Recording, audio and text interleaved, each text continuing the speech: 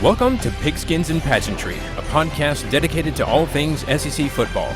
My name is Wes, and I'd like to invite you to join me, Jesse, and Matt each week as we discuss last week's games, news from around the league, make predictions for the upcoming games, and much, much more.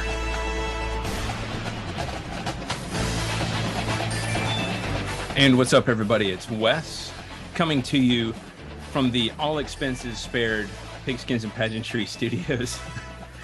And after an incredible weekend of football, the first weekend of football, we're all happy football is back. Let's talk about it. I mean, there's a lot to talk about, a lot to unpack from last week, and a lot to look forward to for this upcoming week.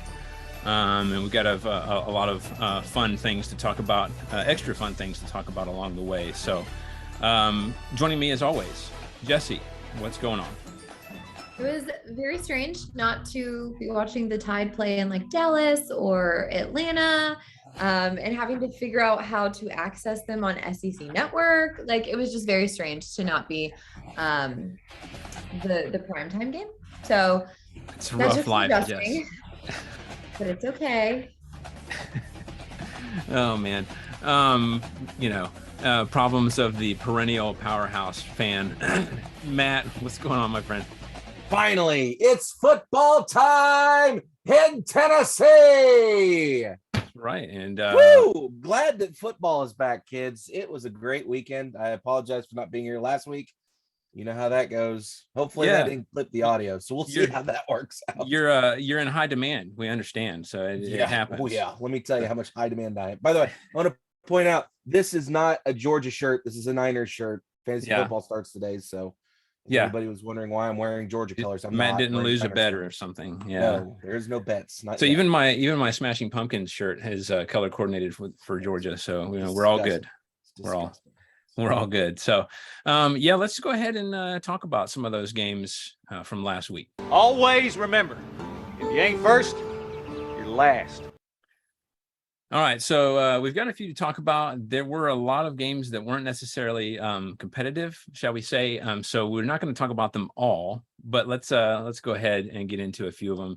First off was Ball State at Tennessee, and this one wasn't exactly competitive, but Matt, I know you're a Tennessee fan, so I did want to get your thoughts on this one. Tennessee taking this one big, 59-10, with Matt getting the point in this one. Obviously, a big win to start the season. Matt, what were your thoughts just from watching the offense? Has the defense improved? What do you think? First off, I want to point out that I am sneezing and I sound stuffy because I'm allergic to points, apparently. Tennessee getting that 50 burger, which we're always glad to see. Overall, I thought this was a pretty solid game. I thought Hendon Hooker looked pretty good. He went 18 for 25 for 225 yards and 2 TDs. Granted, he's not nuking the stats line, but still looked pretty good. Overall, I was really happy with how things looked. Offensively, we looked pretty solid. Defensively, the only complaint I had was I felt like we weren't putting enough pressure on Ball State's quarterback. Enough, or at least not enough for my sake. Stat wise, I mean, we got 569 total yards. That's usually a pretty good sign that things are going your way. And the majority of that was in the air. So overall, very happy with this. I'm looking forward to seeing how Hendon Hooker looks going into a competitive game this weekend against Pitt. And somebody else that jumped off the page at me late in the game was Joe Milton. He went 8 for 9 for 113 yards and a touchdown. He looks a lot better than he did last year when he was throwing balls to the back of the end zone on 4th down. So, a couple of other names that kind of jump out for Tennessee. There's Wright, Small, who else? They all had over 50 yards receiving. Cedric Tillman, I'm sorry, those are running backs, my fault. Cedric Tillman, Holiday, Caton, McCoy. The ball was spread around by Hooker quite a bit. So a pretty good game overall. I was very happy. I'm just hoping that we can keep up that if we can keep scoring 50 points every game, we're good to go. Yeah, usually when you get 50 on the board, you're usually in good shape. But we'll see how that defense does down the road. Jesse, what were your thoughts on this one? Yeah, much the same as Matt. Hendon Hooker, I thought looked really good. He threw for 222 yards, 2 touchdowns, ran for 2 more scores, obviously leading them to that huge victory. And Jalen Wright, I thought was pretty impressive. His ground game, 86 yards and a touchdown. So overall, I think Tennessee's offense is, greatly improved. I don't think it was something that we were concerned about necessarily, just because they were doing pretty well last year as well. The defense is, something that I think will be tested going into Pitt, not so much against Ball State, but I know that revenge is very much on the minds of Tennessee after last year's game against Pitt, but I know we'll talk about that later. So overall, a great way to start off, Thursday night football in SEC country. That's right. All right, let's move on to the next one that we have here, Cincinnati at Arkansas, with Arkansas winning 31-24. I got 2 points because I got the score exactly right, 31-24. It just doesn't happen. So, all right. So look, I know like Desmond Ritter's moved on. I understand there's that aspect of this, but Cincinnati team, this is a Cincinnati team that's still, you got to watch out for them. Obviously, they made it to the playoffs last year. I know they got trounced in the first round, but hey, they made it. It's a big accomplishment for the program. They want to keep that rolling. So they wanted to prove themselves and that wasn't a fluke. They did make it difficult for Arkansas down the stretch, and KJ Jefferson, he did show us, Jesse, you talked about some of that grit, and he showed that in last week's game. The game was close the whole time, back and forth, with Cincy only 1 or 2 scores behind the whole time. It was never, a sure thing for Arkansas. Ultimately, Arkansas closed things out, though, to begin the season with a quality win. So kudos to them. I do want to listen to Coach Sam Pittman and his assessment of the win as well. Coach Pittman, you talked to us this week about the significance of beating a top 25 team at home to start the season. You used the word momentum. What will this do for you going forward? Well, I hope we got to get healthy. I mean, we knew it was going to be a really physical game, and they knocked the heck out of us. What a good football team. What a great coach they are. Our defense made some key stops, on the day, and our offense, obviously, that last drive right there, never giving it back, that was huge for us. But we got a lot of work to do. But I'd rather do that on winning than I would losing. What did KJ Jefferson show you in the way he responded to some pressure? On the third down play down there, they had him dead to rights, and he made them miss and got the first down. And then basically, we went down and scored. And then here in this late drive, he did the same thing, and we never gave the ball back. He's a good player. Coach, I asked you what the host of this party was going to be serving up today. What's the drink of choice tonight? Well, I'm not promoting it, but I like some old cold beer. I think I'm going to have one. I'm not promoting it now. Enjoy it, Coach Pittman. Thank you. Go Hawks. I love that. Not promoting it now. He's so precious. Yeah. Jesse, your thoughts on this game? I mean, Arkansas's got to feel good about this, right? You have to. What I thought was really interesting is this game was Arkansas's first top 25 matchup at home since 2016. So that's an interesting, just fact off the top, and something that I think is really important for them, knowing that they won it. Jefferson threw for 223 yards, 3 touchdowns, and ran for 62 yards and a score. Like I said, and you mentioned it, he's just a gritty guy. And he came up really clutch in some of those moments. We just heard Sam Pittman talk about it. And what he said in a different interview was, seems to me like when the games get a little tighter, a little closer, when he's really got to take over the game, he's got the knack to do it. Seemed to me like most every time we need him to win the game, he makes some kind of play. I think that's a great thing to know about your quarterback, to have that faith in him, to know that when it's really getting to the wire, that you can trust him, that he's going to, for better or for worse, put his body on the line and either run or pass. But through the air, it seemed like he was really connecting with tight end Trey Knox, who caught 2 of the 3 touchdown tosses, including one that was actually a toss. It was a little jump pass from about 5 yards, and it gave them the 14-0 lead at halftime. But another interesting thing I think to look at with Arkansas, we talked about last week, is the transfer portal.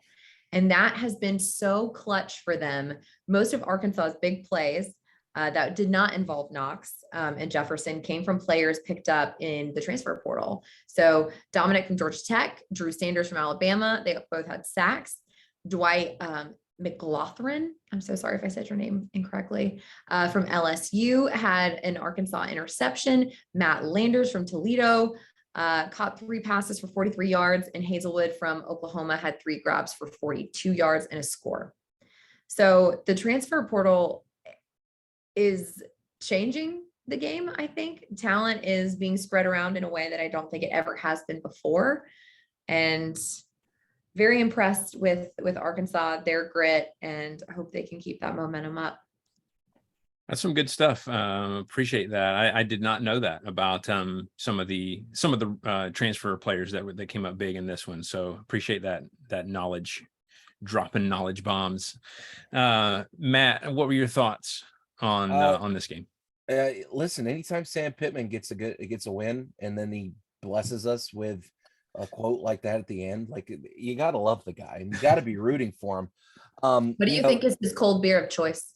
Oh, because that was my big thing. As soon as I heard it, I was like, he starts being very traditional, probably like a Budweiser or a What did you say, Jesse?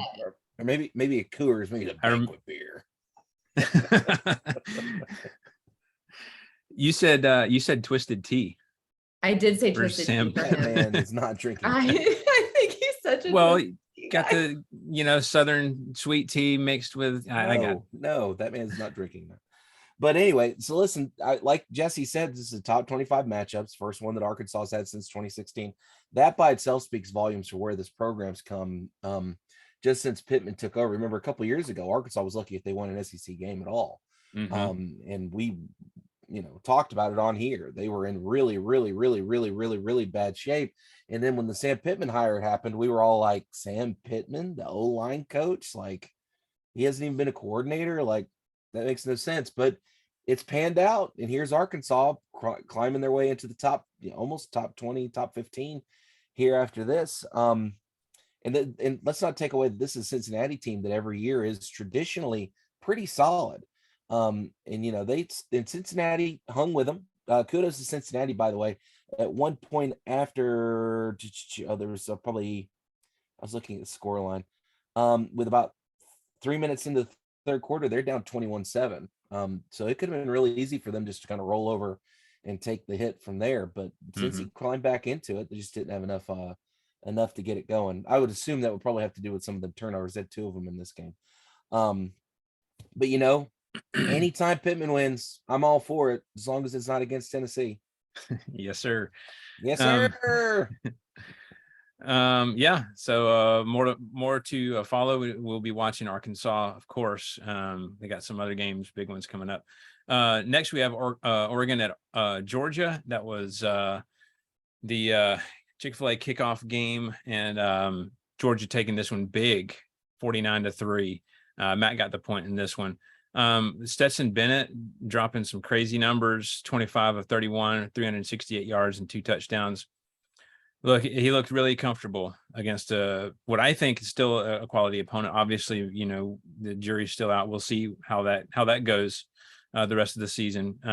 But I mean, Dan Lanning didn't come to a bare cupboard there when he got to Oregon. There's some really talented players there. So obviously they got to work out schemes. They got to work out all the particulars there, but I think they still have potentially a decent season ahead of them.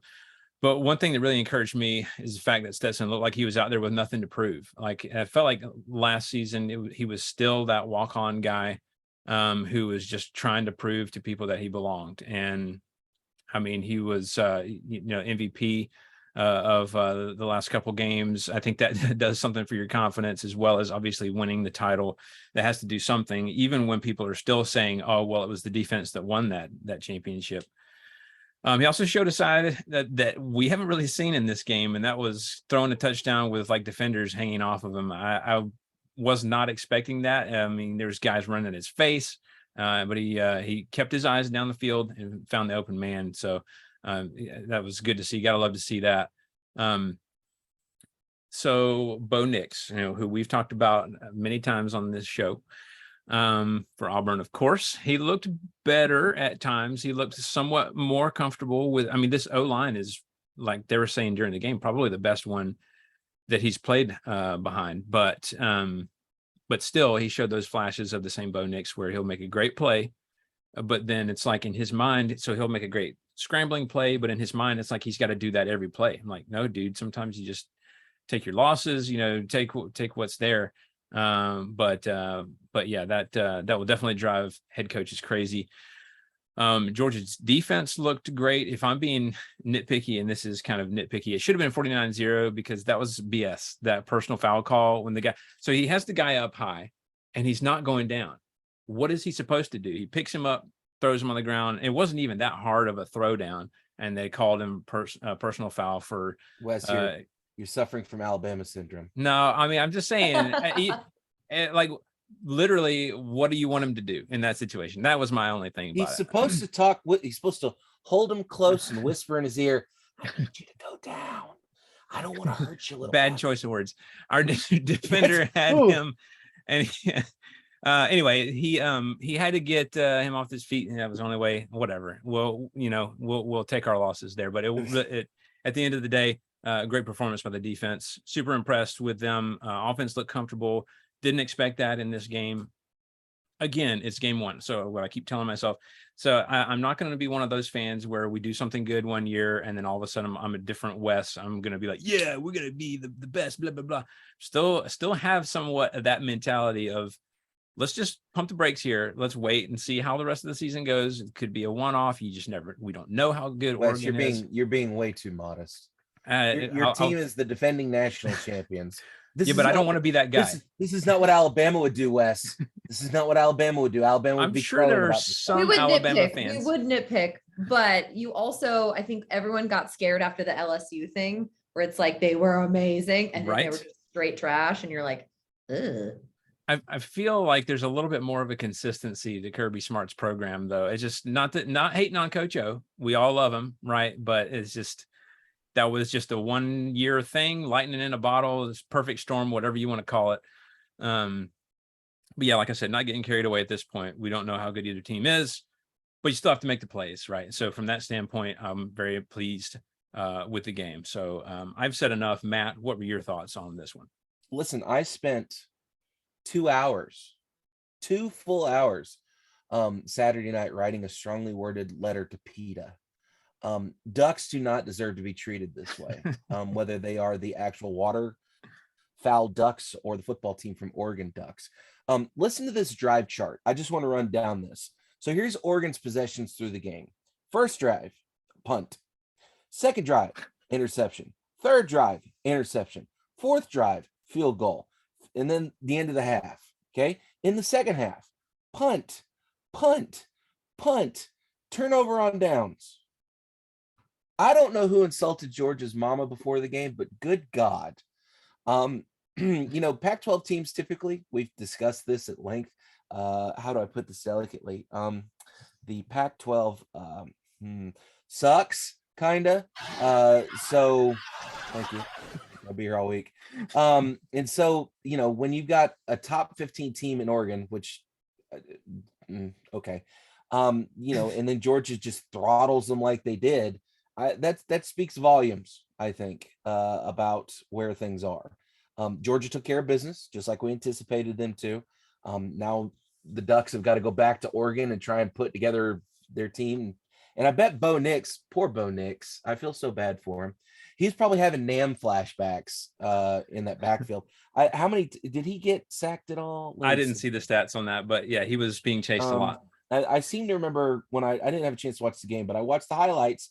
And I seem to remember there being quite a few Georgia defenders, at least with a hand in his face, if not some sacks. And there's no defense. Of course, his natural inclination to scramble with the ball kind of puts himself in that position a lot of times. There were no sacks in this game, but don't worry, he just threw interceptions instead. Yeah, well, he's Bo Nix. That's kind of what he does. But I bet he probably, he heard Fortunate Son. He heard the helicopter blades spinning around. Charlie's in the trees, and the next thing you know, there's a Georgia defender in his face. So yeah, you can take the boy out of the plains, but still there. Oh man, planes never really leave. Well, I'm sure Jesse would share that sentiment. What do you think? I don't understand why Oregon thought getting Bo Nix was a good idea. Like what they saw that they're like, no, that's our guy.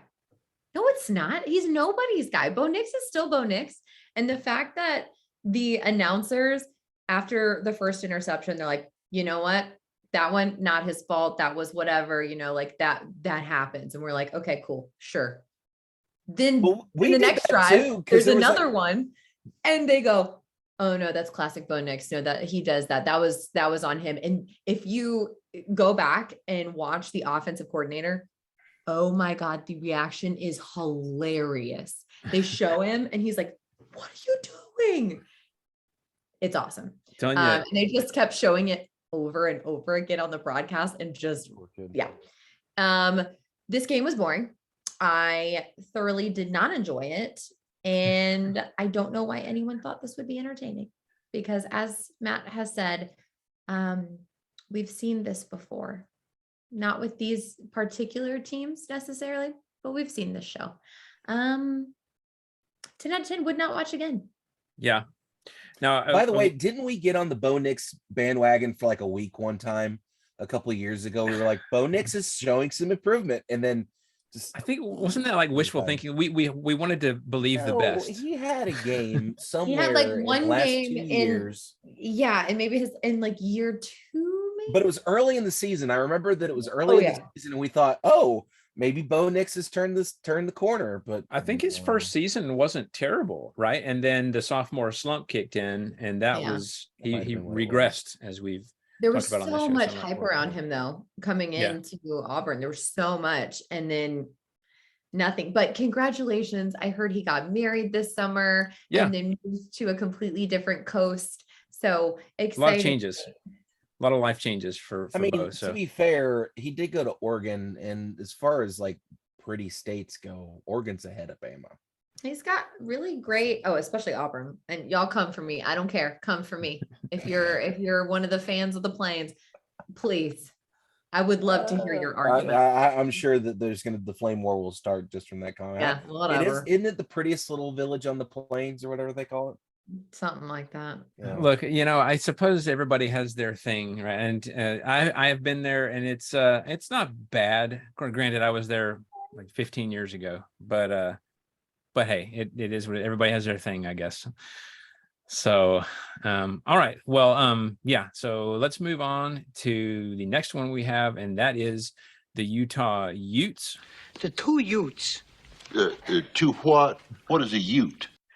Anyway, the Utah Utes at Florida, down at the Swamp, and Florida taking this one very close, 29-26. I got the point.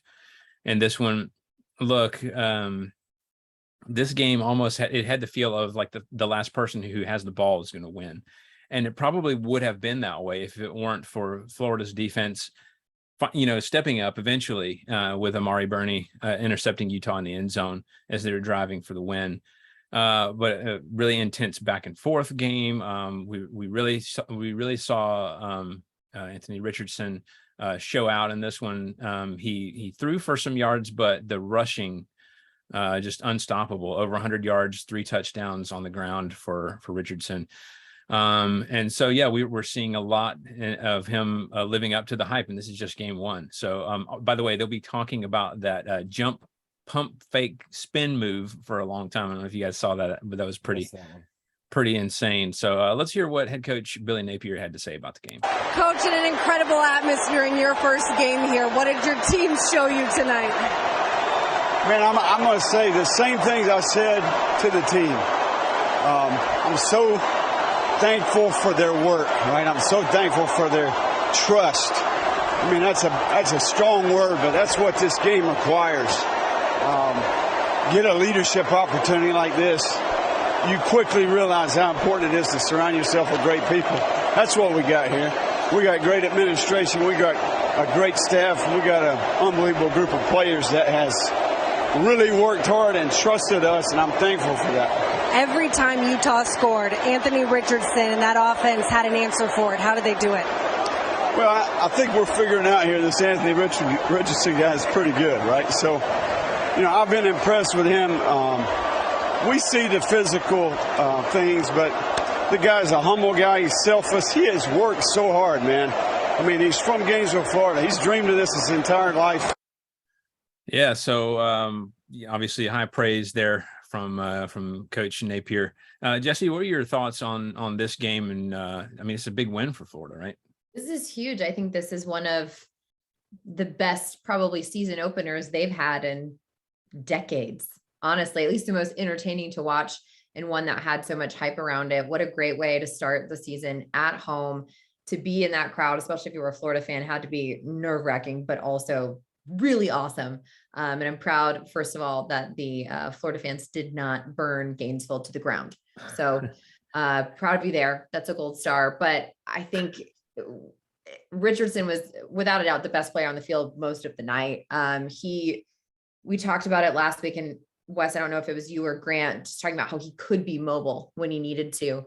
And I think we saw that in this game. Fifth-year linebacker Amari Burney was obviously the one who sealed that victory with the interception of Cam Rising's second down pass in the end zone. So that's 17 seconds remaining. That's insane. And he said afterwards, someone had to make a play. It just happened to be me. That's pretty cool and pretty humble, because I would say everybody's staying humble there too, right? That's good. But Richardson ran 11 times for 106 yards. He was never stopped for a loss. He completed 17 of 24 passes for 168 yards, and he played turnover-free football all game, which is huge because in the past couple years, the Gators have not been able to play turnover-free football. So this is something that I think is exciting for them to build on. And I mean, people are saying it. I think we still have to see, because this is only game one. And we've seen this before where programs look like, oh, they don't even need to rebuild. They just got a new coach and it's cool. I'm not saying that yet, but I after looking all over the internet, it seems like a lot of Florida fans are very encouraged, and they think that the rebuilding is not going to take long, and are really excited about Napier's recruiting that he's done in the past couple of months. And they think that that's really going to close the gap. So far, that question about Napier or Brian Kelly might be leaning towards Napier right now. Matt, what do you think? I'm if you're a Florida fan, I'm gonna go ahead and apologize, because this is probably gonna trigger you a little bit. So because I'm gonna be that guy. This was a fluke. And give me a moment to explain. In the fluke, in the aspect that this game should have ended in a Utah win. Not to take anything away from Anthony Richardson, he played a heck of a game. Not to take anything away from Florida, they played a heck of a game. But at the end of the day, this game comes down to a mental mistake from Cameron Rising. They're in the red zone. They are driving the ball. There's not a lot of time left. He throws and makes the absolute worst decision I've ever seen a quarterback make in a long time. I watched that play 3 or 4 times after it happened, and I was like, who are you throwing it to? There's a receiver on his knees, like laid down, but even if you zip it to him, there's 2 guys behind him and a guy in front of him. You're better off throwing out of the end zone. It was only like second or third down anyway. So it was a second down. See, that's what I'm talking about. It's just, if that had been a better decision, I think Utah wins this game. And then we're talking about this being Florida's, heartbreaking loss in the very first game of the season. Yeah, it was that close. I don't think this should have been a Florida win. I think this was a Utah win. I think Utah made Rising made a mistake after playing a pretty solid game as well. So, I'm not sold on Billy Napier yet. Again, let's remember this is a Pac-12 team, probably an overhyped Pac-12 team. And did y'all happen to see how high up Florida ran up in the top 25 this week? Like 12, right? They shot up. They went from unranked to like 13th or something, which granted it's a top 10 team, sure, whatever. I'm not sold. I won't be sold until they're able to put the hurting on somebody of, a little bit higher quality in my book. Yeah. And it doesn't come down to a really bad quarterback decision to force a ball into a spot where it shouldn't have happened. Yeah. I think this gives them confidence, though, which is what I think they have been lacking. With Mullen, there was turmoil all over the place. I don't feel like they had any confidence. To me, this game gives you a little bit of confidence. Hearing the way Napier speaks about them, I think that maybe there is some trust now in the locker room. Maybe there is some good feelings happening. They've His saged Southern it. accent's real. Yeah, it's real. So I think this helps. And I agree, had he not made that decision, this would have probably gone a very different way. And we would be looking at, something like, I don't know, FSU, LSU, who knows? But it's one of those things where I think this helps from a confidence perspective and starts to turn the tide for them, at least mentally. Mm-hmm. Yeah, no, that's big. And I do want to point out again, and I stand by my statement that I made last year or when they made this hire. I'm still not convinced that Billy Napier is the guy. And they very well may be some happy feelings going on in that locker room right now. But let's remember a certain other football coach that brought some happy feelings after a big win in the whole champions of life and brick by brick thing after being successful at a mid-major and then coming up to the SEC and then not doing a whole lot. I said it before. I'll stand by that statement until I'm proven wrong. Billy Napier is Butch Jones version 2.0. I stand by that, and I will eat my hat if he turns it into something else. But I'm telling you, I'm getting the same vibes that I got from him last week and this week. Jesse said she's going to eat somebody's cleat last week, and Matt's going to eat his hat now. We just have all kinds of clothing being eaten this season. You're talking about, you mentioned Dan Mullen earlier. As you guys see, obviously he's on SEC Network now.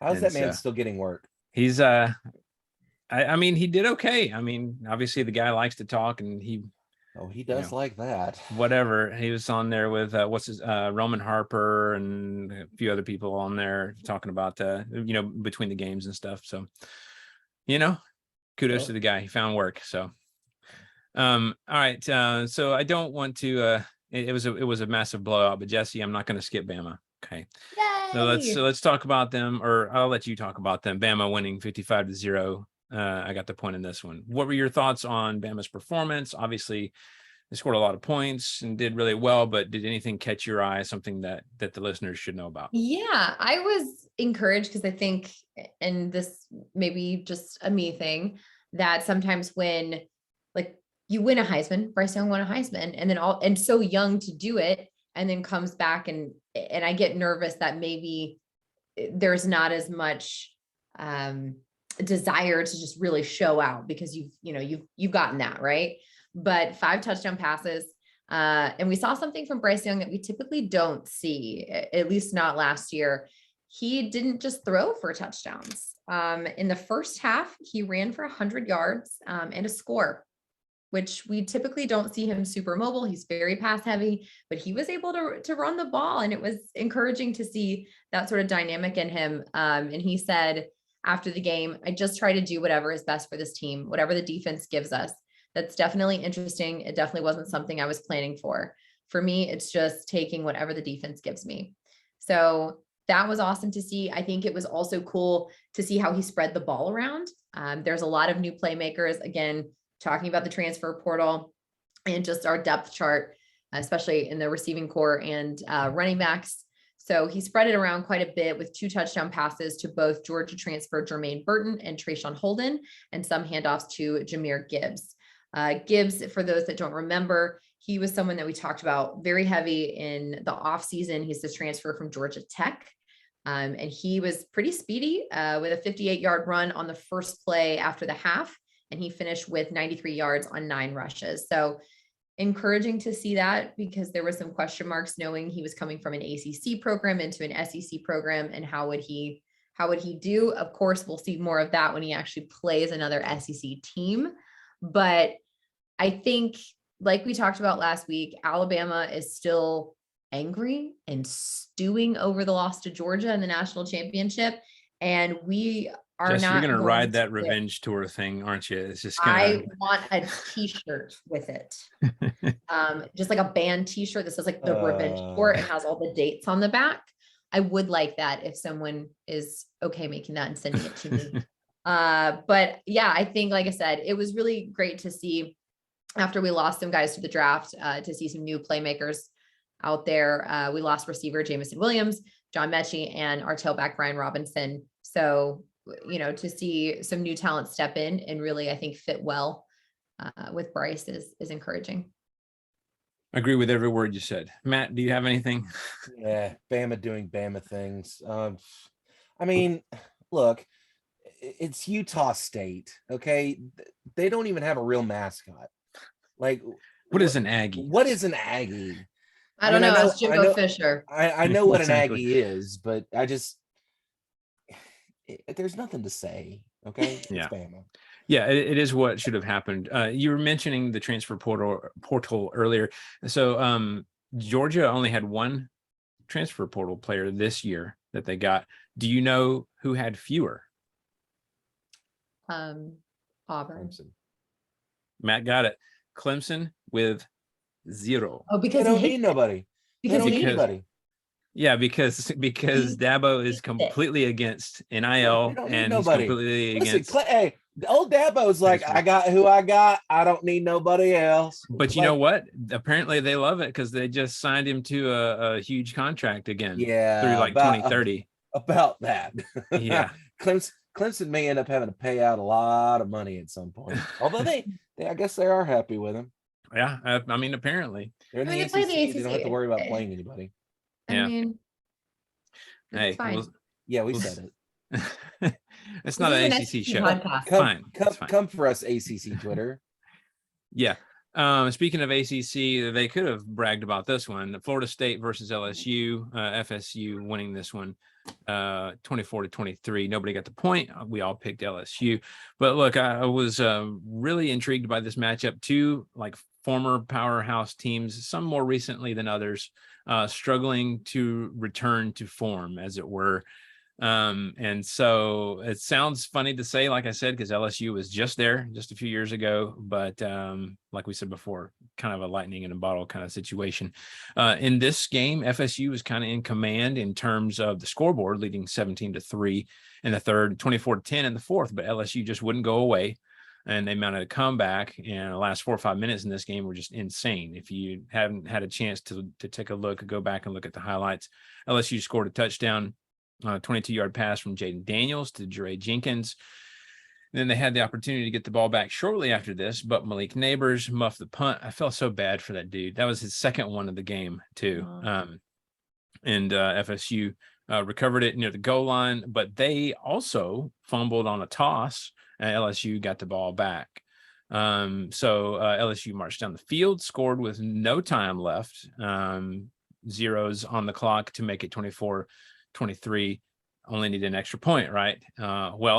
Jared Vars flew in from the side and blocked the kick, and the game was over in dramatic fashion. So just a real wild one here. Matt, what were your thoughts on just a crazy finish down there? Listen, that was a heck of a game. A lot of back and forth. I was impressed with how LSU just they would not go away. Like you said, they kept fighting back and coming back and coming back.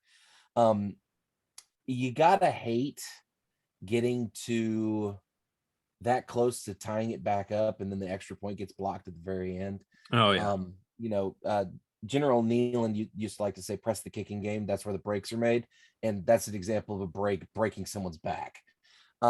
Heck of a play by Jared Varsay, like you said, flying in out of nowhere. I remember I saw the notification because I didn't have a chance to watch the game. I saw the notification that it happened. Then I saw the play right after, and I'm like, wow, that is a heartbreaker for LSU. Heck of a play. And Brian Kelly had to have been cussing up a storm after that. I can guarantee you he was not standing on that little rotating platform getting pictures taken after that. I can't watch Amazon. Oh, I just triggered somebody's Alexa. Perhaps. I think you did actually, but hey, it's all good. She's trying to get in on the show too. So anyway. But yeah, it was a good game, a great game to watch. Just yeah, you gotta hate wild that for LSU. I would be distraught if that had happened to me and I was an LSU fan. No doubt. So it's funny that we were talking about Napier and Brian Kelly, both coaches on different ends of extremely close games. I mean, it's not like it was a blowout either way. It's just on the edge of a knife type of thing. Jesse, what were your thoughts on this game? Yeah, I mean, I think both teams, there were a comedy of errors in the red zone. There were just missed opportunities. There were times where it looked sloppy. And again, I'm going to bring up transfer portal because you just see it in every single article you read, but Daniels transferred from Arizona State. He won the position in camp essentially from Garrett Nussmeier, right? I'm saying that right? Yeah. He completed 26 for 35 passes for 209 yards, 2 TDs, both to Jenkins, and he rushed for 114 yards. That's not a bad showing. Another transfer, the running back Noah Kane, who came from Penn State, he scored LSU's first touchdown. So a lot of transfers doing some good things across all the programs. But to me, like I said, it's just the defense, it's like they left the game. And then I just feel like there was just a comedy of errors in the red zone, and you can't have that. But both teams did it.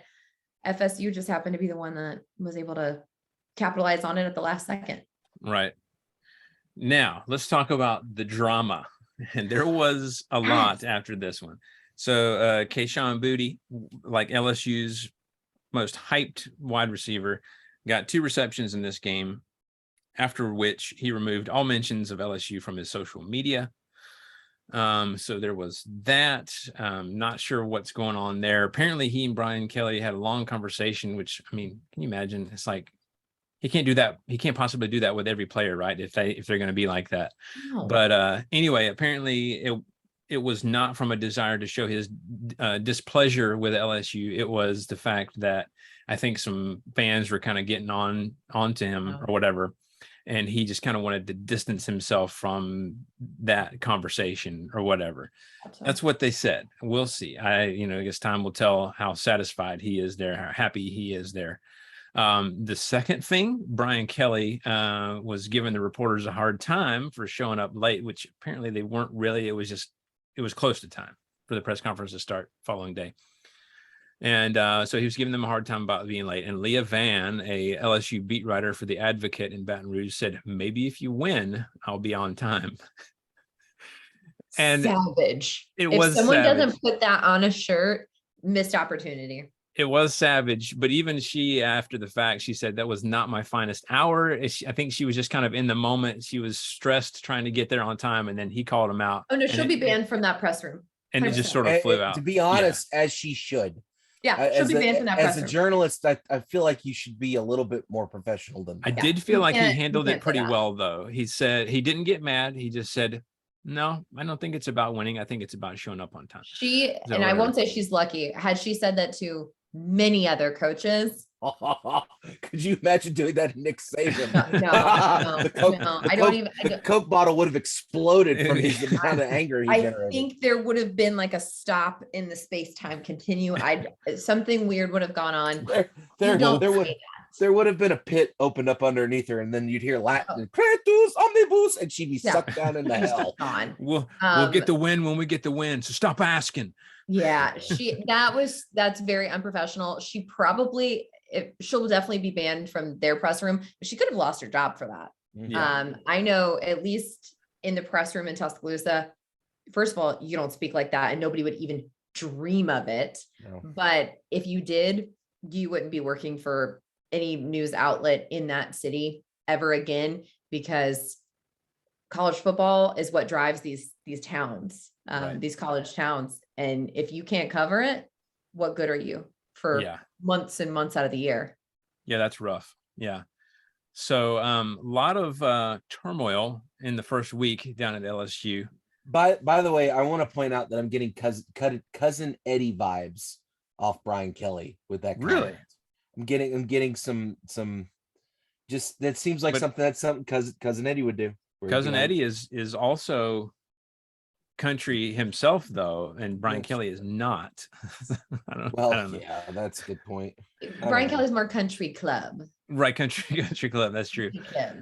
I don't know. Yeah, I mean, time will tell. We'll see. He did handle that one well, and then we'll see if he handles others later like that. So let's talk about some of these blowouts, or less competitive games, as we like to say. The Louisiana Tech Bulldogs at Mizzou. Mizzou taking this one 51-24. I got the point in this one. Luther Burden III also had a receiving touchdown and a rushing touchdown. If we want to look at somebody who was kind of popping off the page there. And next we had the Sam Houston Bearcats. Hold on a second. Well, I was gonna move through these, and then you guys, whatever stands out to you. I just want to know if Coach Drinky had something fun to say after this one. Did he not? I should have looked, but since it was like such a blowout, I should have. I guarantee you he went to his book of little sayings and probably. That's true. I have the montage that I need to build on this year. Remember, I started that last year. It's going to be like 10 minutes by the time we're finished. It will be. Sam Houston Bearcats at Texas A&M. A&M winning this one as they should, 31-0. The longest weather delay. It was. Yeah. I didn't go back to watching it. I couldn't. It's so boring. Yeah, this one was one of the ones like it started earlier in the day, right? And it ended up being one of the last ones to get it was one of the last ones to finish. It was like awful weather delay. They had it on the SEC network. Every time they would be like, "Oh yeah, the skies are looking great," and then they pan back to it 5 minutes later, and it's like dark again. They're like, "Never mind." So yeah, that one was interesting from that standpoint. Not really anything else from another standpoint. Then we had the Troy Trojans at Ole Miss winning this in 28-10. So not like a super blowout, but obviously getting the job done. I got the point in this one. Look, they struggled a little bit, didn't they? They did a little bit. I think they had a little bit of trouble. I saw Jackson Dart. He did throw a pick in this one. I think he's still got a lot of growing to do. Interesting to see how Lane develops that. So remember first year Matt Corral, everyone was like, yeah, he threw like, what was it, 6 picks in one game? Yeah, he was bad. Yeah. He looked awful. Bad. He did look and awful then completely developed. So there's definitely potential there, but I bring this up because Luke Altmaier, it's been announced that he will get to start this weekend. Now, I don't know that that's because Lane deems this to be a poor performance, or if it's just going to be like a rotation kind of thing. Don't really know. So we'll see how that goes. Then we had Mercer at Auburn taking this one big, 42-16. Matt getting the point there. Not a whole lot in that game. I was watching it live. I was like, this is one of those where you're just happy that football is back and you will literally watch anything. Right. Miami of Ohio Redhawks at Kentucky. Kentucky won this one 37-13. I got the point in this one. Then we had the Elon Phoenix, who Matt was very curious about last week. What is a Phoenix anyway?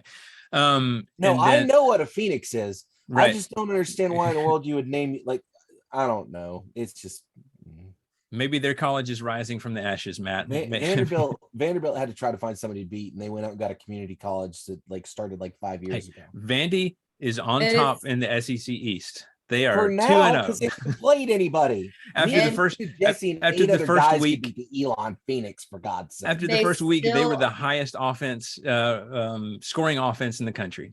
They still only won by 11 points. Yeah, go ahead and hype them up, Wes. You go. Not going to hype them up. The only reason I do that is because it's fun and it's Vandy, and I know it's not going to last, right? So that's why it's fun. You're talking about the points. Most of Elon's points came near the end of this game. It really wasn't that close, as the scoreboard indicates. But this one, we could park here if you guys want to. The Memphis Tigers at Mississippi State. Mississippi State winning this one 49-23. Matt getting the point here.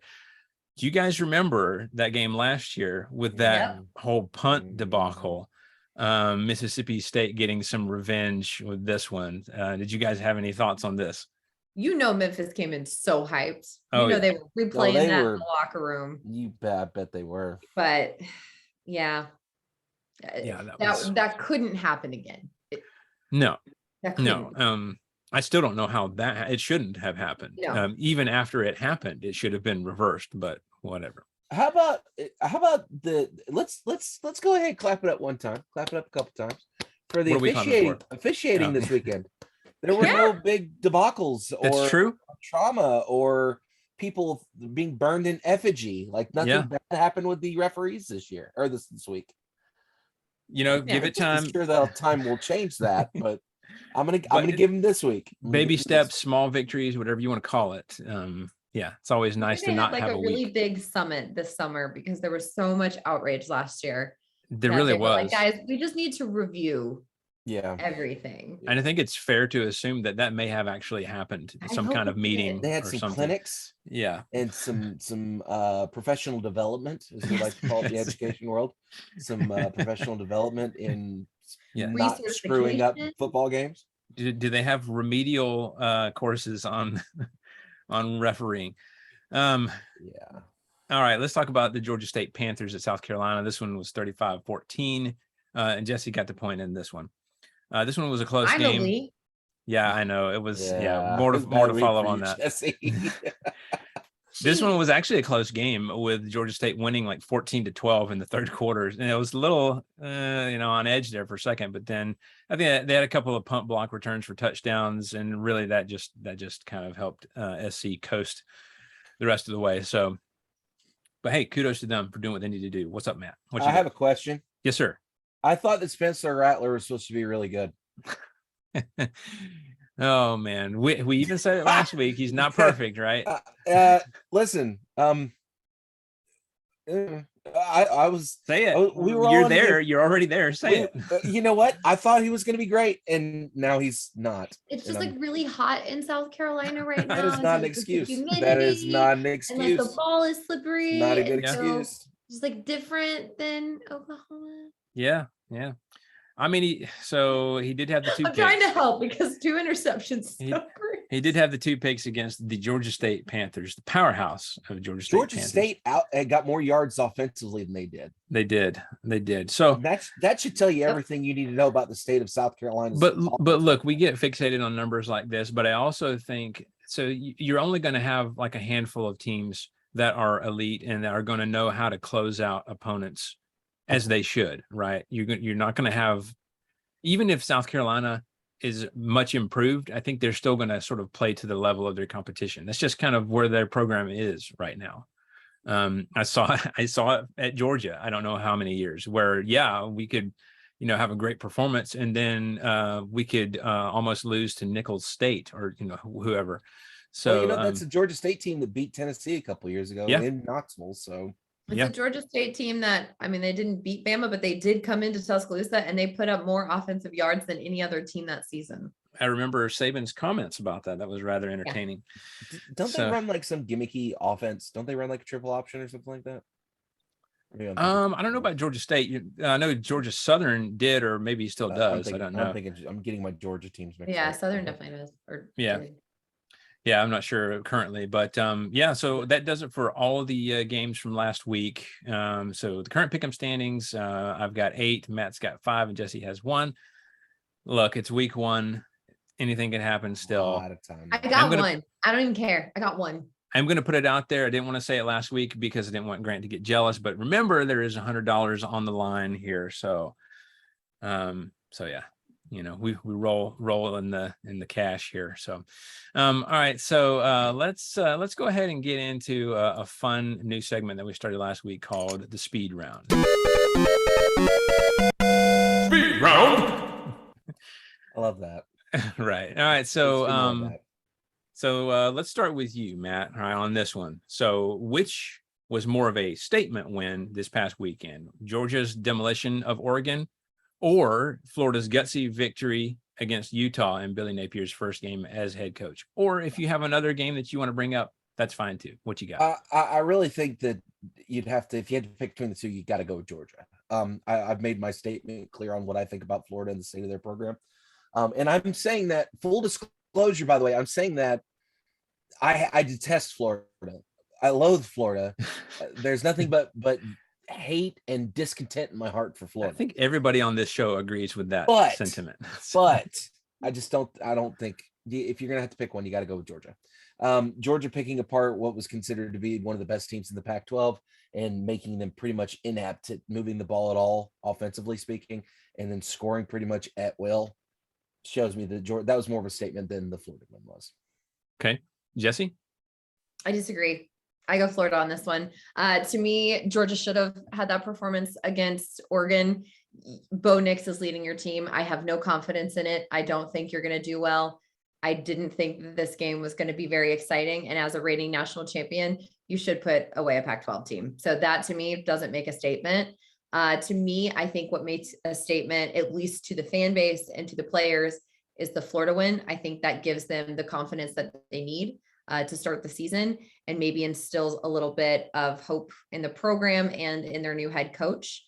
There's a lot of up in the air and questions at Florida. So I think a win is more of a statement there right now than for a national championship, reigning team that has a consistent head coach and consistent person behind center. Yeah. Okay. That's fair. I'll go with that. So let's go to question number 2, Jesse. Which SEC player had the most impressive performance this weekend, in your opinion? Oh, that's tough, man. That's really tough. You know what? I'm going KJ Jefferson. I'm going Arkansas on this one. To me, I think his performance, his grit, as I've mentioned it before, is impressive. They went up against a team that I thought they were very well matched with as far as the level of competition, and they were able to sneak it out. And so for me, I think, especially for him being someone in the offseason that no SEC accolades were given to, he wasn't on any watch list. He was never mentioned. He was a little miffed about that. He was miffed about it. And I think him coming into that game, he was ready to prove something. And to me, I think he did, and he showed a lot of leadership for his team. Matt? Granted, it's against Utah State, but I think I got to go Bryce Young. I mean, he scores 6 touchdowns. He gets 295 total purpose yards. So, I mean, no question in my mind. Like, if you're looking for the preeminent player this week in the SEC, it has to be Bryce Young. Even against subpar opponent, I still think that performance by itself speaks volumes. Aren't you so proud I didn't pick a Bama player? I was anticipating you to pick a Bama player. I was impressed you didn't. Thank you. I'm growing. Right. That's what we're all about on the show, is personal development. All right, let's go to the third question. Will LSU make it to a bowl game this year? And if you look at their schedule, that's what I'm pulling up right now. I think all three of us went straight to their schedule. If you look at their schedule, I'm not entirely convinced. Because they have a number of games that are obviously there's a number of games that they're probably just not going to win, but there's a number of games that are looking challenging too. I see 6 potential losses here. All right. So obviously they lost to Florida State. They should beat Southern. So that's 1 win, right? So Mississippi State is not a given. They should beat New Mexico. So that's 2. Auburn, not a given. Tennessee, not a given. Florida, not a given. Ole Miss probably going to lose. Bama probably going to lose. Arkansas probably going to use. UAB is a 3rd win, and then A&M. I mean, I have three wins that are probably no brainers. The rest of them are up in the air. That's right. And probably about half of those are, I would say, hands down, they won't win. And then the other half is, I don't know. Yeah, I don't see it happening. Stranger things have happened, but when you look at that schedule, and remember they're in the SEC West, and the SEC West is incredibly competitive. Even right, the lower tier of the SEC West can beat you on a good Saturday. So I don't know. Doesn't look good for the Bayou Bengals. So Matt, you're going with no? Yeah, I'm gonna go ahead and say no. Not going to. I'm gonna say they probably get. I should have probably looked. I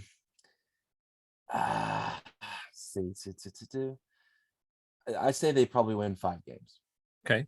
I'll say they sneak up on like, probably Tennessee or Florida. Okay. I don't see them. I don't see them getting more than 5. And Jesse, yes or no? No. I'm going to have to agree. No. I'm going to have to agree. I just don't. I think they win 3 for sure, potentially 4, and their 4th would be like maybe Auburn, maybe Ole Miss. Yeah. I don't I don't see them beating anybody else. Absolutely fair. I like it. If you just look at the schedule, I don't see where those wins are coming from. So It's a tough schedule. it is a tough schedule. That I was going to say, they drew a tough one with really They're the paying only Brian ones. Kelly like $100 million like contract to Yeah, he'll rebuild be the okay. program. So I don't feel He's not bad. hurting. No. All right. Good speed round. Let's talk about the opinion segment. Sir, if I may venture an opinion. I'm not really interested in your opinion, 3PO. Yeah, well, you know, that's just like your opinion, man. All right. So I put this one on there because and maybe this is just me, but I see these and it just drives me crazy. And we've talked about teams shooting up the rankings and falling down the rankings and blah, blah, blah. Preseason non-CFP committee polls should be a thing of the past. Yes or no? Matt, you're nodding. Let's go with you first. Yeah. Listen, you should not even be beginning to put together an official poll until like week 6, because you don't have a good gauge of what a team looks like. Every year it's going to be different. You're going to have the kids that are really, really good. You're going to have the teams that are really, really stacked. But let's be honest here. You had Utah in the top 10 and they lost to, and again, I hate to say this, a subpar Florida team. You had Oregon somewhere up there too. I'm not sure why. You could look across the top 25 and see teams. Notre Dame was ranked. You know that's going to happen every year. I honestly think the rankings mean squat now, and it really doesn't matter until you get to the CFP. It literally doesn't matter. It doesn't. It's So really kind of just for moot point. funsies. Jesse, what do you think? Logically, we should not have them. Agreed. It's silly. It means nothing. Nothing matters. But as someone who thoroughly enjoys verbal altercations with people, I love it because people like to say we're ranked whatever, and it's like okay, right. And so I just like to take their ranking argument and I like to just tear disassemble it. Yeah, I like to do that, but that's because I'm a hateful person. So really, what it boils down to is where you sit in the conference. If you're sitting in a position in the conference that's good, where you're sitting at the top of the table in your division, for those of us that have divisions, and you're in a position. For those to of play us for that a have conference- conferences. Well, yeah. That's it. God, you're just gonna go all in on Notre Dame, aren't you? Oh yeah. I was pulling for Notre Dame, just so we're all clear on that. Same But yeah, if you're in a situation where you're competing in your conference, the rest of that stuff doesn't matter, I think. Yeah. And like we said, the non-CFP polls are literally just for funsies. They do not count. It's like, I don't know. But the reality is that they're not going to go away because everybody loves, it's just tradition, AP, USA Today, coaches poll, the coaches poll, blah, blah, blah. It's not going to go away just because of tradition. This is the best way I can people put it are or hungry think for of it. content, and it's content. It's Yeah, something it for writers, helps. people to talk about. What is ESPN going to talk about? Right. It hypes up the game. It sounds better to have the 3:30 matchup between number 1 and number 5 as opposed to just whoever the teams are and their records, right? It puts more weight to it. So from that standpoint, I get it. But in the broad scheme of things, when we get down to playoff time, it literally does not matter. All right, Especially when we go to 12 teams. Yeah, I cannot wait for that. By the way, That's going to be a hot mess. But you know what? I can't remember. Did y'all talk about that last week? It hadn't happened yet. It hadn't happened yet. It hadn't happened yet. Okay.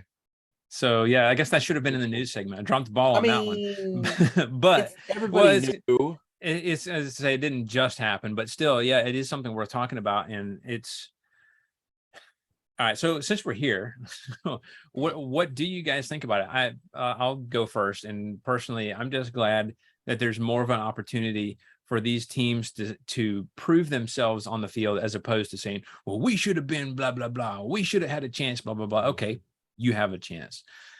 Prove yourself now, right? And at least you have a chance to play your way there instead of just, griping about it. What should have, would have, could have happened. I don't know, Jesse, what do you think? I agree. I think it opens up the competition for those that have been griping in years past. I'm looking at UCF. But I think I'm just gonna have to take off work. I'm just gonna have to just watch. There's so much football to see. It's gonna be like March Madness, and I just need to like sit with TVs. But it will be interesting to see. I expected them to go to 8. I didn't expect them to just jump to 12. So that was a surprise to me. Yeah, Matt, what do you think? I'm all for it.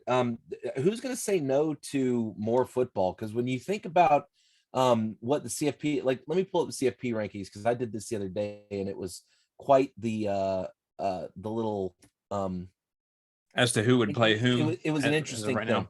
So last year, oh wait, no, that's not right. Hold that thought. I'm going to find it. Talk amongst yourselves. And I was going to say that it's got the whole bye system now, where your top 4 teams, right, get a first round bye. So what you would have had last year is you would have had Alabama, Georgia, Ohio State, and Michigan would have got a first round bye, and then you would have had matchups like Clemson and Florida. You would have had Texas A&M and Oklahoma State. You would have had Texas. Oh no, I'm sorry. You would have had Oklahoma and USC. Like, you would have had some pretty marquee matchups. And think of the ticket sales. Think of the TV rights. Think of the just the ridiculous nature of those matchups. Like, and granted, I saw a bunch of arguments that were made that it cheapens the regular season and it makes things not mean as much, because then you can just limp into it. No, that's not the case. It's fine. You still have to be in position to get into the playoffs. Yeah, you still have to have quality wins to get in the top 15. And also there's an argument to be made that there is less contention between 12 and 13 than there is between 5 and 4. So if somebody gets frozen out and you're the 13th team and you're like, well, okay, well, we didn't do it. We didn't get there. But if you're the 4th, everyone will live for that, like, we came in at 12 and we won a natty story. And when it happens, it's going to be a everyone huge will story. live for it. It's going to be a huge story when that happens. And the other part of this that connects to the NFL, now you're not going to have kids sitting out of the playoffs or bowl games. Yeah. Because this is just another rep for them to get eyes on. Right.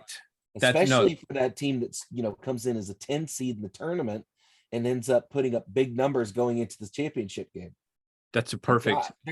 There's literally no problem with this other than you're playing 3 extra games. Well, are you? Because they may just take some of the bowl games and turn them into playoff games.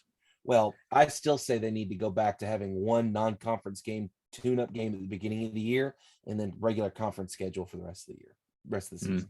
You don't need 14 dadgum conference cupcake. I never have understood why we got away from that. That's the way it used to be, where you'd play a little tune-up FCS team in your first week, and then you start SEC playing week 2. But we don't do that anymore. Well, that's a perfect point. Where we only played each other. And we're paying. The schools are paying. Those schools are paying a crap ton of money to those smaller schools, and I know that's beneficial for them, and that's the trickle down economics of college football. But I think we'd be better suited if we played the games we were supposed to play in conference, maybe one tune-up game at the beginning of the year, and then go to the CFP. And if you don't get there, you don't get there. Right.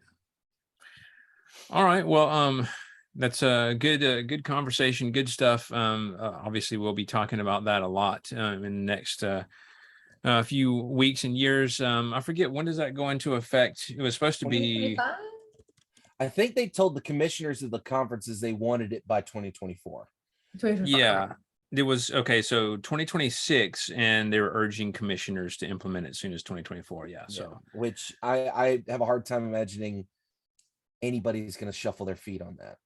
Right. Well, at least the big conferences. I can imagine the Pac-12 is probably like, we don't want to do this. Well, too bad, sweetheart. Get in the I don't know why they wouldn't, because that's maybe the only way that they get in the playoff now. Absolutely. Well, that's true. So absolutely. How crazy would it be? Okay, let me set the stage for you. Let's get like Southern Cal in there. All right. They limp through their conference schedule. They win their conference.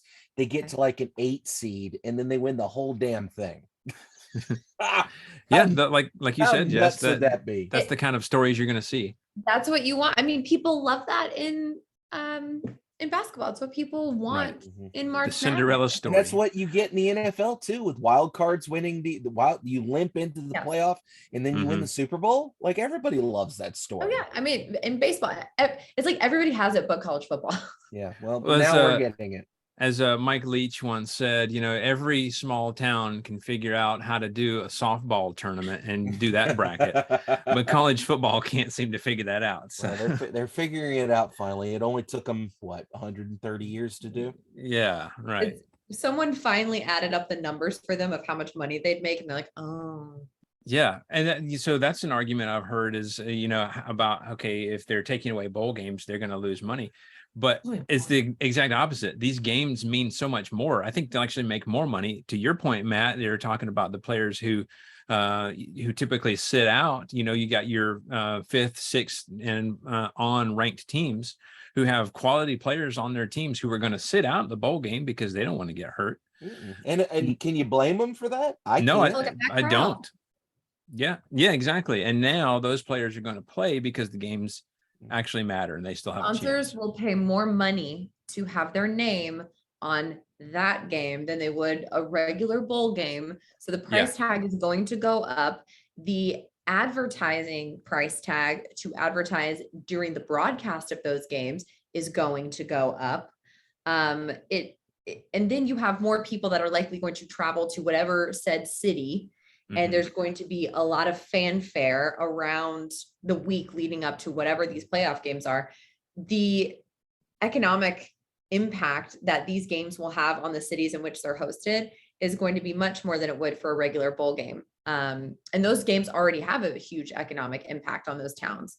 So there's so much more money to be made here, just because to take it from the conference, it just means more. Yeah, I can see it now that the CFP board of directors is looking around at those games like, this is actually a pretty good idea. Why didn't we do this before? It's like they got Michael Scott running the CFP. We can make how much money? One thing I wanted to also mention too is I've lost my train of thought. I thought about Michael Scott. Now I've lost. That's what you wanted to mention. So yeah, no playoff games, else. CFP, expanding the playoff. This is a good idea. Oh, I remember what it was now. It needs to be a requirement in whatever document they use to draw this all up. You cannot play this game at a neutral site. Like those playoff games have to be played in a home stadium. Okay. I think they have to be. Now that might be the deal breaker there, because those stadiums love that. I know they do, but let's be honest here. It's gonna be just medical, like so bare bones, playing a game at the George Dome, or not George Dome. George Dome has existed in 10 years. Playing a game at an NFL stadium when you could be playing that game at home in your own stadium. I can't. There's a different feeling to a game in a college stadium. Oh, no doubt. And I have no disagreement there, but I can tell you right now, because of money and those stadiums and what they have invested. Oh, I know. That's not going to happen. And also, I get it. To build a brand new dome so that they can host stuff like this and the Super Bowl. And who's building a new dome? Chicago. They just announced their plans today for what it's going to be in Arlington Heights, which is just slightly outside of the city, but it would be a dome, and it's like a whole entertainment, complex out there. But that's part of the appeal of Chicago. It's supposed to be like cold and windy, and I know. Well, and it's like supposed to be. It'd be like if they tried to put a dome on Lambeau Field, like right. What? It's supposed to also be in Chicago, which like Arlington Heights is like.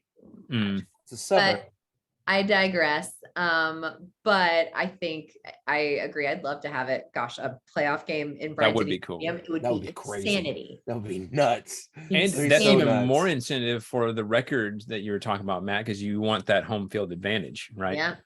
So can you imagine, like, a regular college football game is going to be rocking, but imagine the absolute mayhem of it being for a spot in the national championship game. I think that's why they don't do it.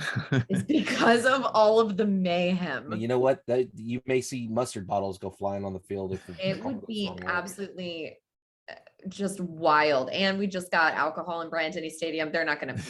You know what? Now that you mention it, that might not be such a good idea. Yeah. I take really it back. bad.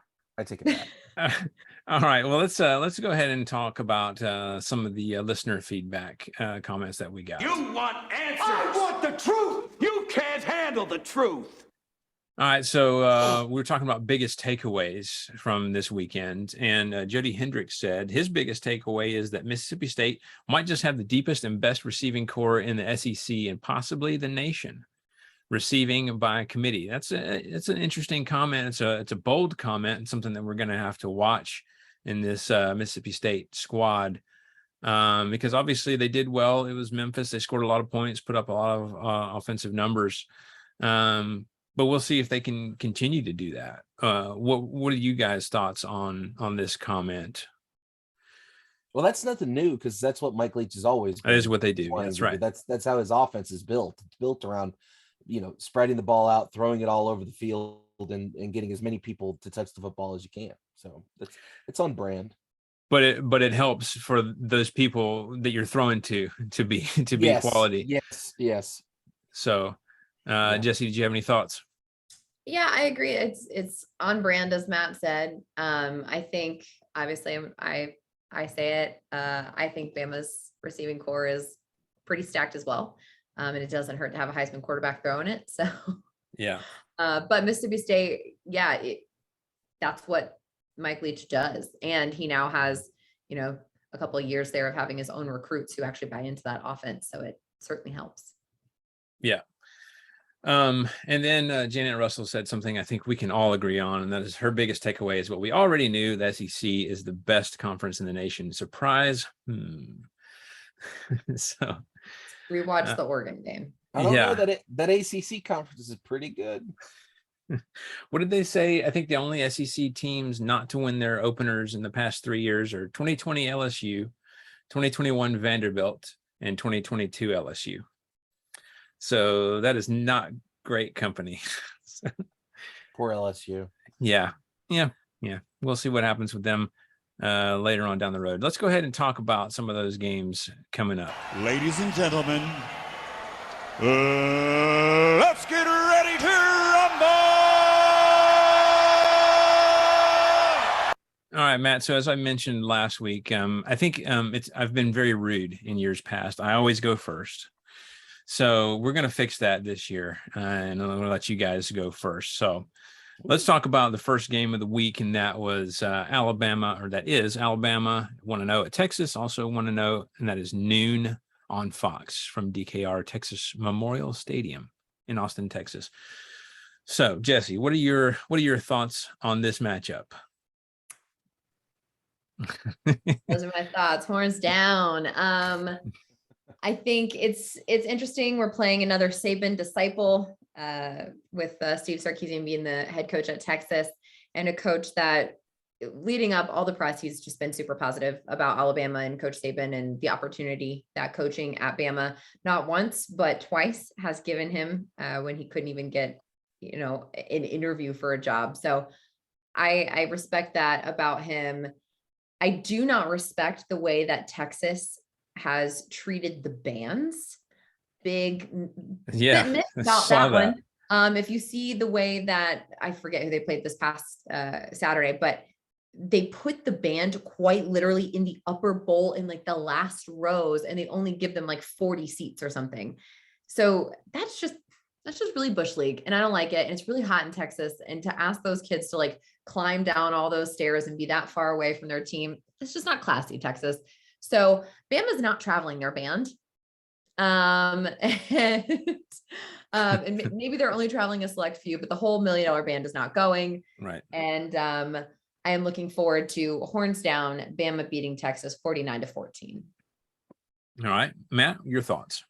Well, we're getting a preview of what's going to be an every year thing here pretty soon when Texas decides that they want to play with the big boys, and then they're going to sit in the cellar with Mizzou and Vanderbilt and the rest of those guys. I'm kidding. Texas historically is a great program, but this is not a great Texas team that's coming to play Alabama. So that's going to be hosting Alabama. Excuse me, I forgot they're playing at DKR Texas Memorial Stadium. So yeah, I think Bama blows the brakes off of them. They say Bama 42-7. 42-7. Okay. I think Bama's offense is going to get rolling after. I think it might be a very small bit of a slow start, but I think they get rolling. And that defense just too much for offenses or for Texas's offense to get rolling. I'm going to go with Bama winning 45-17. Bama's also a 20-point favorite right now, according to Vegas. So that should tell you everything you need to know. Yeah. All right, let's talk about the next game. That is South Carolina 1-0 at Arkansas 1-0. We've got some SEC opponents here. That is noon on ESPN. Jesse, what are your thoughts on South Carolina at Arkansas?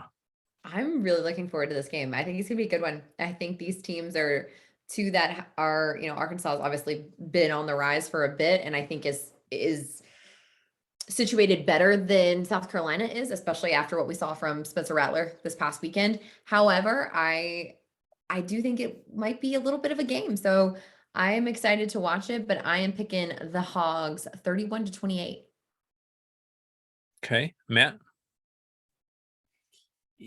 I always go back to this. Good teams win games, great teams beat the spread. And I think Arkansas has got a really great team. Granted, we've only seen them play one game. In Vegas right now has Arkansas favored by 8.5. I'm thinking that's not going to be the case. I think Arkansas is going to beat them pretty handedly. So I'm going to say Arkansas wins this thing 38-14. I don't think Carolina is going to be able to hang with them. Okay. Yeah, I agree. I think this is going to be a fun one. Looking forward to it. Probably a close game, I think, with both teams showing us their potential when we talked about that for both teams. I am going to go with Arkansas winning this one 31-24 though. So next up, Mizzou 1-0 at Kansas State 1-0. That is noon on ESPN2. Jesse, can Mizzou represent the conference against Kansas State? What you got? No. No. Short and to the point. I don't think so, to be honest. I have no confidence in this Mizzou program, so I apologize to all of the Tiger listeners out there, but I think it will be somewhat of a game, and then I think at the end, Kansas State's going to pull away from them just a little bit. So I'm actually picking Kansas State 28-21. All right, Matt, your thoughts on this one? I think I'm going to have a little bit more there. I also cannot back the Tigers from the Show Me State. This is probably a little bit of a rivalry between these two teams, seeing how Kansas State and Missouri aren't that far apart. So, yeah, Kansas State's going to win this thing. I'm going to say they win 24-10. Drinky's going to have to circle the wagons. Circle the wagons. The Toughness Tuesday, get that going. Protein milkshake and whatnot. Yeah. Hopefully Tuesday's already passed now. Hopefully they didn't drop the ball on that one. All right, so this one for Mizzou, Kansas State, I hate to pick against the conference, but in years past, if I want to use a team for comparison, I would have just said Vanderbilt would get stomped if I'm, if I'm being completely fair. So I think to keep it fair, I'm going to have to stay true to that. I think that Mizzou makes it somewhat respectable, but I'm going with Kansas State 38-28. So.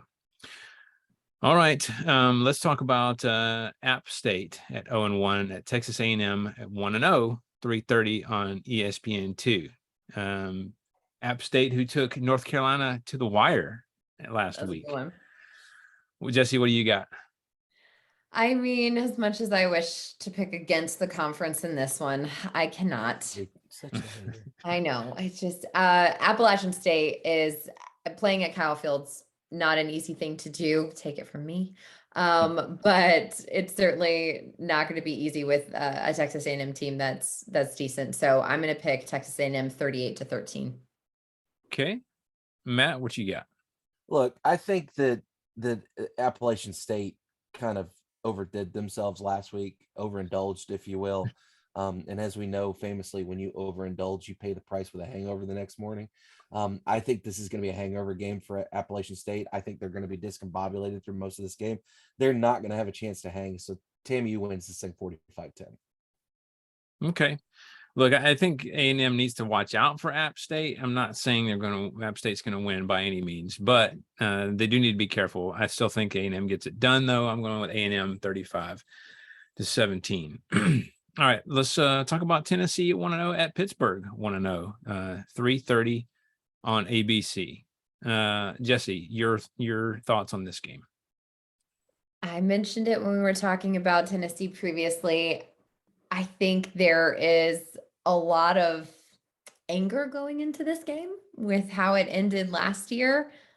So to me, I think there's been enough progression on Tennessee's side. I think their offense really got going this week, and it's going to be tough because it's going to be in Pittsburgh, but I think Tennessee's going to pull it out, and I think they're going to win 31-27. Matt, we were talking about the revenge tour earlier. Is this Tennessee's revenge tour up in Pittsburgh? I think this is the headlining concert where you kick off the tour. Jesse, I want to go back to your comment about this being Pittsburgh, which is known for its college toughness as far as its teams go. Listen, this is the Johnny Majors Classic. This is a big game for both teams. Pitt won the ACC last year. Tennessee should have beat them last year. I'm convinced that Tennessee is light years ahead of where we were when we played them last year in the same game of the season. I think Tennessee wins this game and gets out front early and stays out in front. Pittsburgh climbs back in third, fourth quarter, but Tennessee's going to win this thing handily 45-28. All right. Yeah, I agree. I think this is going to be, as we said, a revenge game for Tennessee. Also, Pittsburgh doesn't have Kenny Pickett, so there's that. For whatever that's worth. I'm going with UT winning this one 35-30. I bet Kenny Pickett's in attendance, though. I mean, he's going to be there. He's in town. He's playing for the Steelers, although he's not playing yet. He's injured, but yet. So Mitch Trubisky's not going to be able to hold on to that starting job. Sorry, Mitch. As a Steelers fan, I'm torn. I just want somebody good to be in there, but yeah, we'll see what happens with that. So let's talk about the next one. Samford at 1-0 at Georgia 1-0, 4:00 on SEC Network. Jesse, what is your prediction? This is gonna be boring. UGA 45-10. UGA 45-10. Matt, what do you have? This is a Samford team that beat Kennesaw State, my alma mater, and beat them 20. What was the score? It was 27-17. But they're playing another Georgia team this week, and UGA is not going to be nice to them. So I'm going to say UGA wins this thing. You know what? I think UGA gets the 50 burger here. I'm going to say 51-20. 51? Yeah, it's not 52. Sorry, I can't type. 51. No, you're good. All right, cool. This game doesn't even have a line. There's no line on this game, or at least when I looked at it, it doesn't have a line. I think a lot of people are going to get a lot of playing time, but I do think that the defense is going to take a certain pride. I am going to put 0. I probably should put some points up there for them, but I'm going to go UGA 60. That's your gambling. It is a gamble. You're a gambling man today, my friend. Yeah, we'll see what happens. At 8 points, it's fine. All right, let's move on to Kentucky 1-0 at Florida 1-0. You know, we've got a couple of SEC games coming up this weekend that are intriguing. At this game at 7:00 on ESPN. Jesse, your thoughts on Kentucky at Florida? I went back and forth on this one so much, to the point where I had to go with Vegas because I didn't know what to do. I would put Kentucky and then I would put UF, and I was like, oh no. So I'm going with Vegas. I'm going to pick Florida. The reason I'm going to do that is because they are at the Swamp. That's a tough place. I know that Kentucky, I think it was last year, they had that historic win against Florida, or maybe it was the year before, and they like almost burnt everything to the ground. But I think Richardson is going to be mobile again. I think he's going to be a little bit of a leader and put in more work than Will Levis will. So I'm going to pick UF 28-24. He's going to eat slightly fewer bananas with a peel as well. Matt, skip the mayonnaise and the coffee that morning. Matt, what do you got?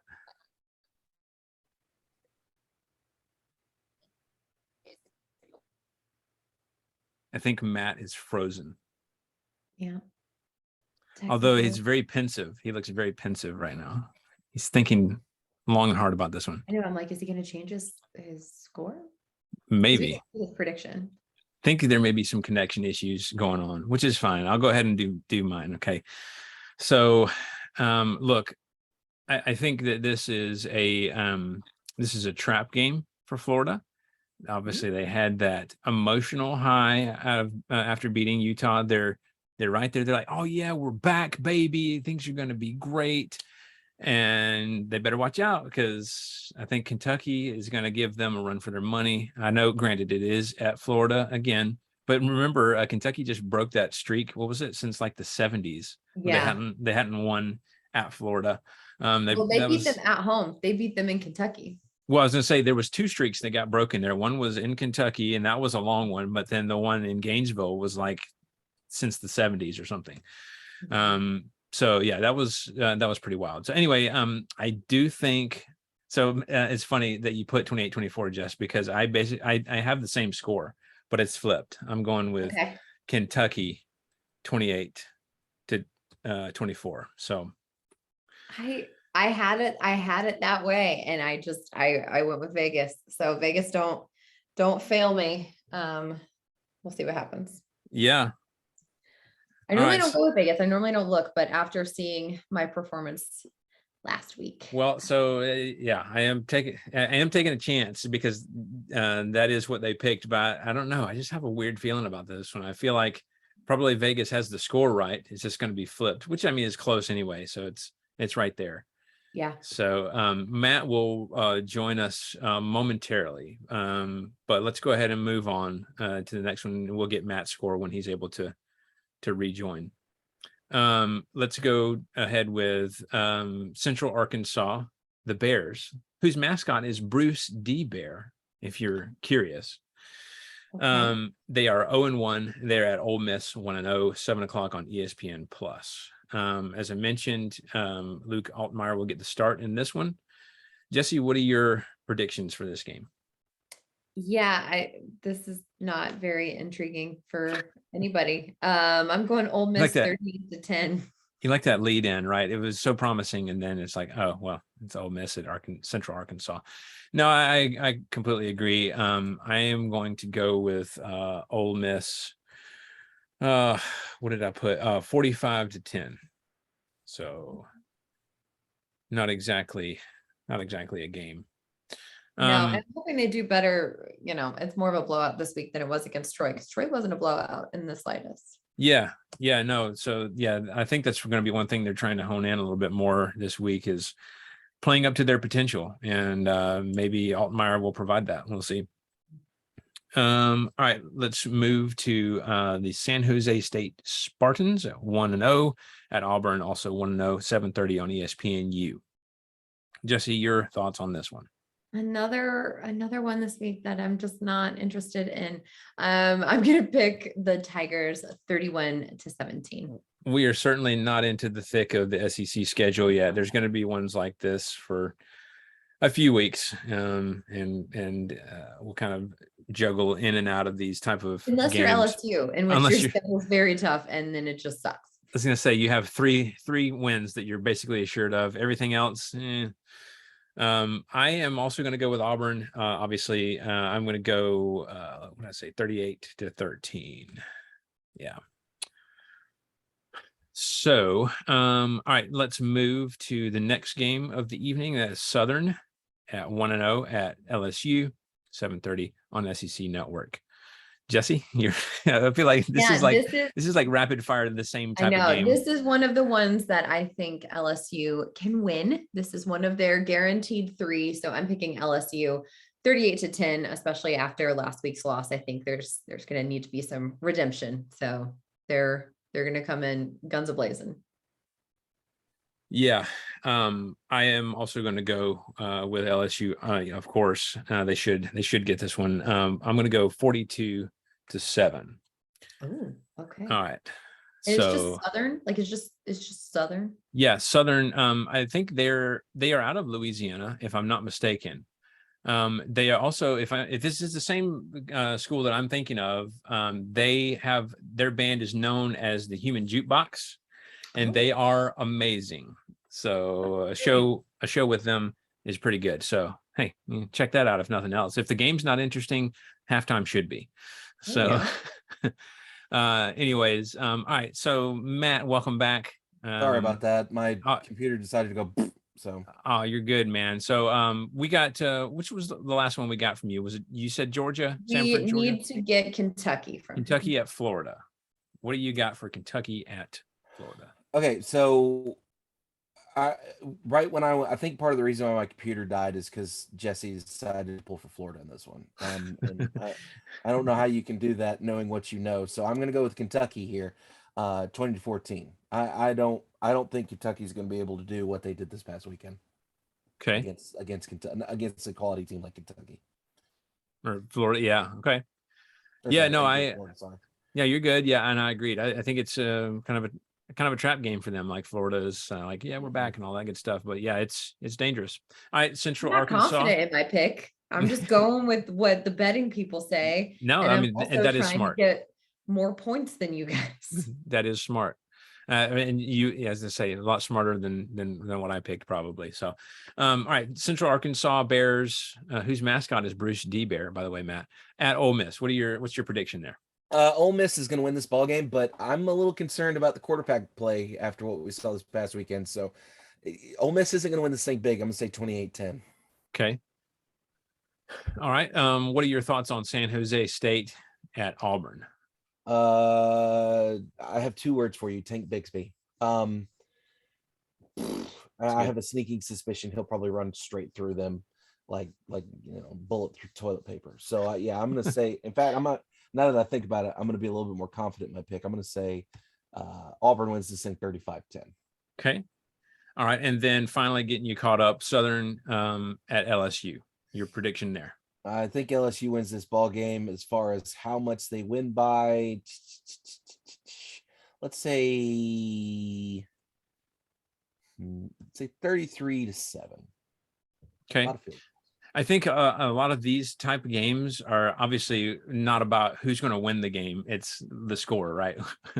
How's that going to shake out? So, all right. And then the final game we have is Mississippi State at 1-0 at Arizona.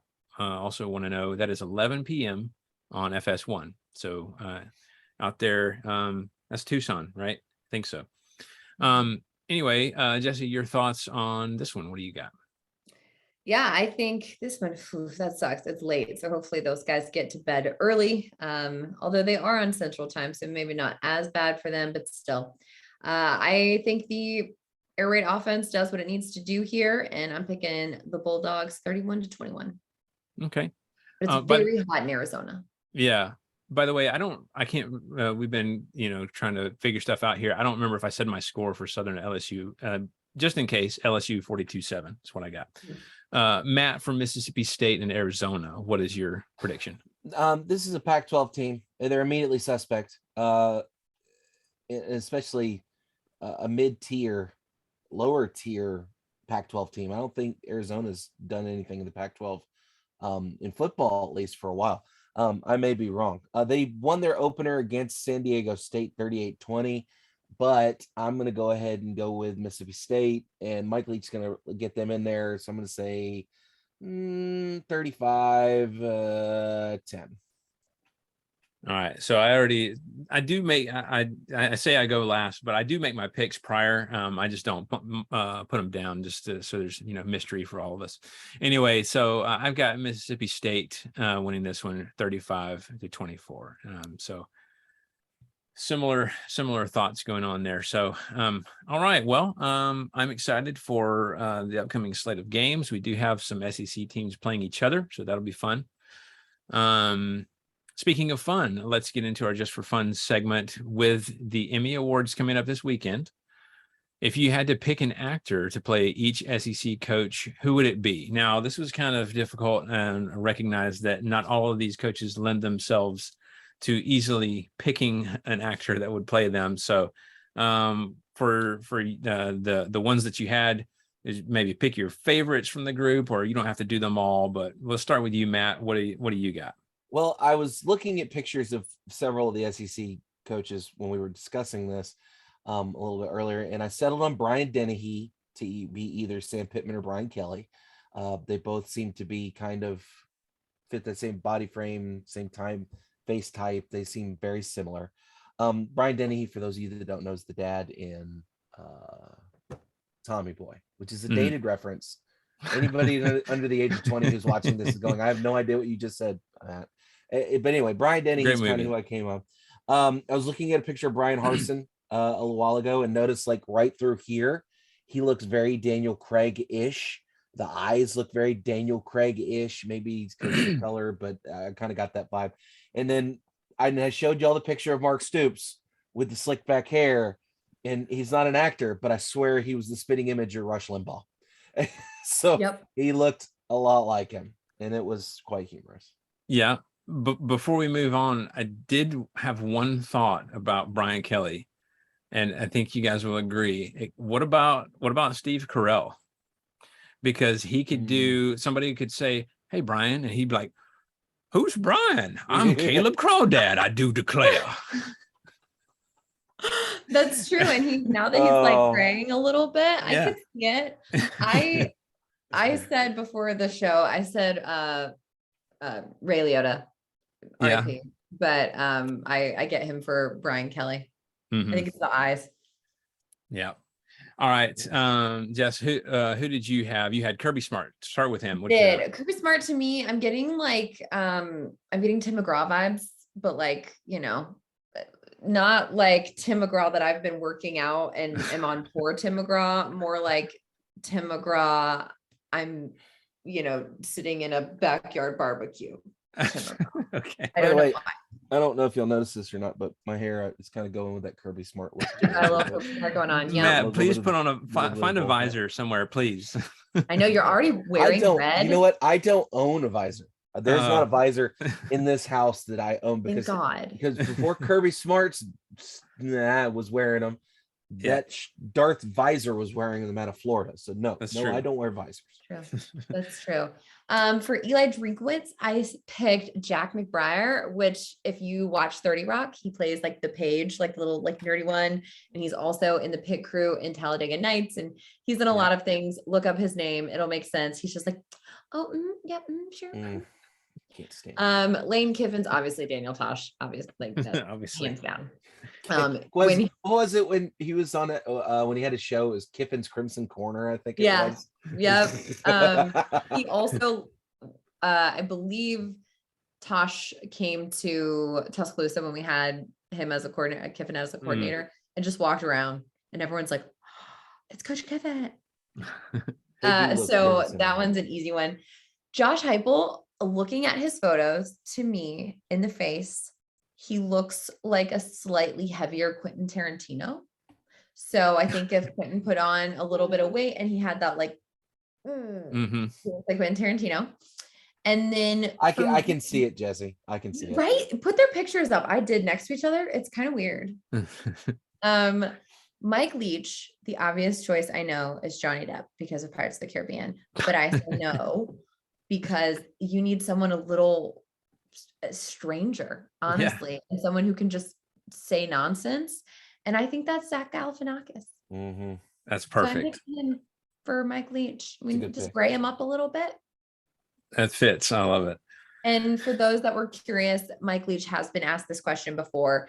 And in an interview, when they asked who he thought should play him, he said John Cusack, which I don't understand. Man. Maybe. I don't know. But, ask Mike Leach an odd question, you get an odd answer, right? He at least answers it.